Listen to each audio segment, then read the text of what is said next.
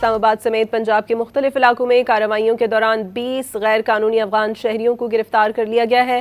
اسلام آباد، راولپنڈی، چکوال، مری اور اٹک کے مختلف علاقوں میں ریاستی رٹ کے مؤثر نفاذ کے لیے سرچ اینڈ کومبنگ کارروائیاں کی گئیں۔ رہائشی آبادیوں، تجارتی مراکز، ہوٹلز اور حساس مقامات میں مرحلہ وار سکریننگ کی گئی۔ Police, C T D, intelligence اداروں نے مشترکہ آپریشن کیا ہے۔ غیر قانونی طور پر مقیم افغان شہریوں کی اسکریننگ، رہائشی ریکارڈ، کرایہ داری معاہدوں اور شناختی دستاویزات کی جانچ مزید سخت کر دی گئی ہے۔ کرایہ داری ایکٹ کے تحت مقدمات درج کیے گئے اور غیر قانونی اسلحہ بھی برآمد کیا گیا۔ اسلام آباد سمیت پنجاب کے مختلف علاقوں میں کارروائیوں کے دوران 20 غیر قانونی افغان شہریوں کو گرفتار کر لیا گیا ہے۔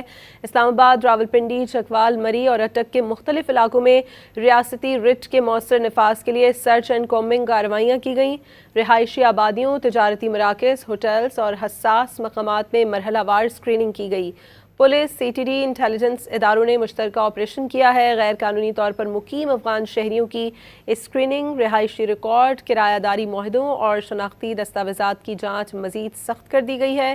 کرایہ داری ایکٹ کے تحت مقدمات درج کیے گئے اور غیر قانونی اسلحہ بھی برآمد کیا گیا۔